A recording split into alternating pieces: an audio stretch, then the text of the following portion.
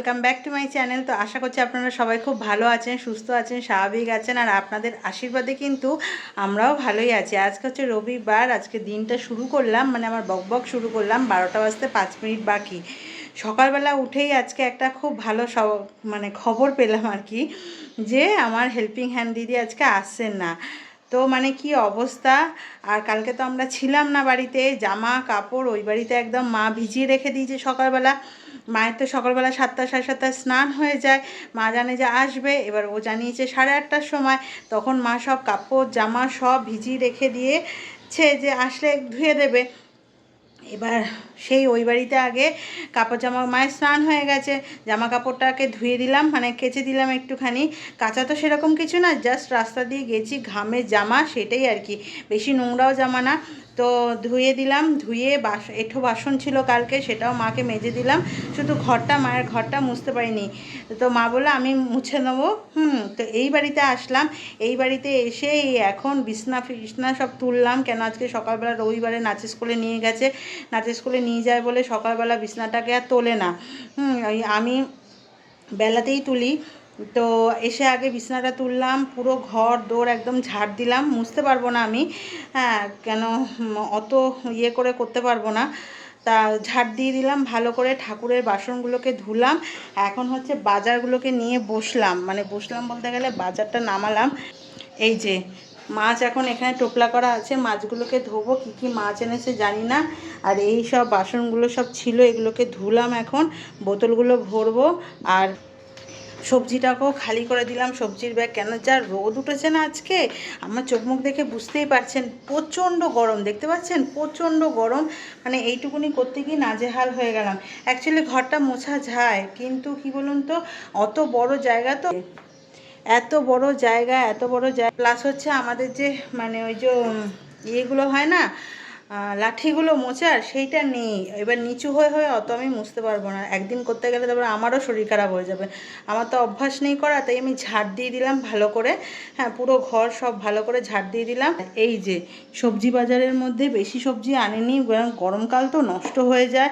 একে তো রোদ্দুরে অনেকক্ষণ থাকে সবজিগুলো, তারপরে আমি দেখুন এরকমভাবে ছড়িয়ে রাখি, মানে কিছুক্ষণ একটু না নর্মালে রাখি, তারপরে ফ্রিজে ঢোকাই, কারণ বাজার থেকে এনে ফ্রিজে ঢোকালে না এত গরম জিনিসটা নষ্ট হয়ে যায়। কাঁকরোল এনেছে, ঝিঙে, পটল, আর এখানে হচ্ছে ঢ্যাঁড়স আর বরবটি, আর ওইদিকে আছে লঙ্কা, টমেটো। তবুও রান্নাঘরটা মুছলাম। হ্যাঁ, রান্নাঘরটা কেন, রান্নাঘর তো বাসিতে রান্না করা যায় না, তাই রান্নাঘরটা, এই যে রান্নাঘরটা মুছলাম। হ্যাঁ, জামাকাপড় বলছি, বাসনগুলোকে ধুয়ে রান্নাঘরটা মুছলাম। আর মুছে টুছে এখন মাছটা ধোবো, কি মাছ এনেছে। তো এই ঘরেরও সব ঝাটফাট দিয়ে পরিষ্কার করলাম, এই যে পরিষ্কার করে দিয়েছি, কিন্তু মোছাটা আমার দ্বারা আর হলো না।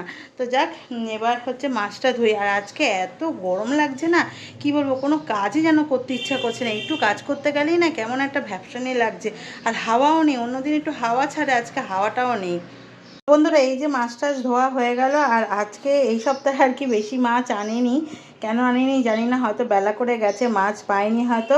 এখানে এনেছে হয়তো কাজলি মাছ, এটা হচ্ছে চিংড়ি মাছ। চিংড়ি মাছ তো আমাদের থাকবেই ঘরে, আপনারা যারা ভিডিও দেখেন তারা জানেনই, চিংড়ি মাছ খেতে খুব ভালোবাসে, তাই চিংড়ি মাছ আনবেই। আর এনেছে হচ্ছে শোল মাছ, শোল মাছ দিয়ে একদম পাতলা করে ঝোল করব। এই যা গরম এনেছে, মাংস আনেনি, একদিকে ভালো, কেন পরপর 2 সপ্তাহ 3 সপ্তাহ ধরে পরপর মাংস খাওয়া হচ্ছে, মানে চিকেন নালে মাটন খাওয়া হচ্ছে বলে আমি বারণ করলাম যে এই সপ্তাহে একদম এনো না। আর প্রচণ্ড গরম পড়েছে, এই গরমে বেশি রিচ খাওয়া উচিতও না, তাই এনেছে জ্যান্ত মাছ, শোল মাছ, এটা একদম আলু দিয়ে পাতলা করে ঝোল করব। আর এই দুটো মাছ রেখে দেবো। আর এই যে কাজলি মাছ, এই যে কাজলি মাছ আমার খুব পছন্দের মাছ, জানেন তো, এত ভালো লাগে খেতে, বেশি মশলা লাগে না কিন্তু। তো যেদিনকে করব সেদিনকে দেখাবো একদম, মানে তাও এটা কিন্তু মাটনের মতন দাম, মানে কত বললো, 1,500 টাকা দাম।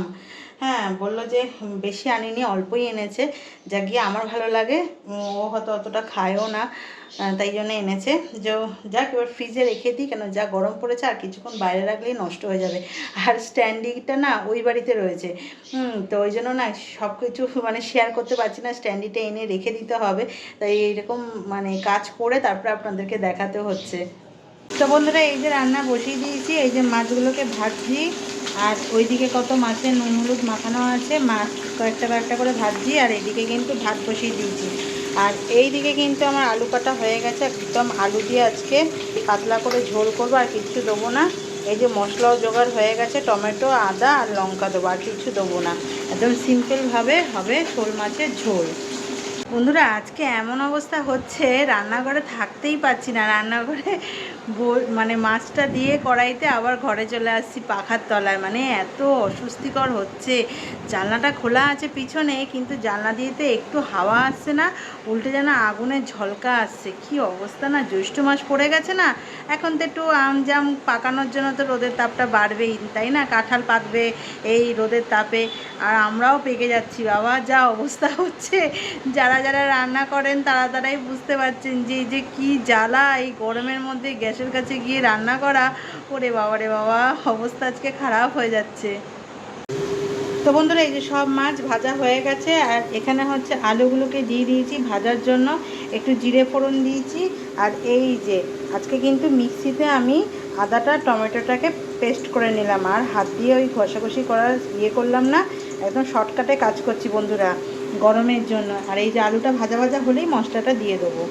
তো এই যে বন্ধুরা রান্না কমপ্লিট হয়ে গেছে, আর কমপ্লিট হয়ে গিয়ে একদম পুরো গ্যাস ট্যাস মুছে এখানে কড়াইটাও মেজে রাখলাম, কেন কোনো ঠিক নেই আজকে আসেনি কালকে আসবে কি না। আর এই যে আমার মাছের ঝোল, এই যে মাছের ঝোল সব আলাদা আলাদা করে রেখেছি।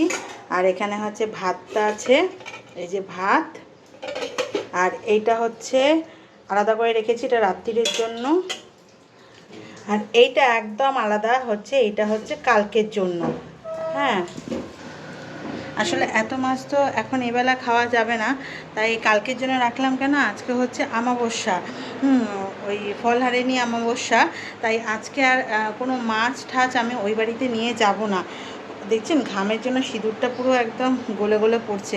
তো কোনো মাছ ঠাছ আমি ওই বাড়িতে নিয়ে যাব না এখন, কেন এখন এই দুপুরবেলা কোনো মাছ কিচ্ছু নেবো না, তাই ওইটা আলাদা করে রাখলাম। ওইটা একদম কালকে হয়ে যাবে, কালকে নিয়ে যাব। কালকে মেয়ে খাবে, আমি খাবো, কালকে নিয়ে যাব।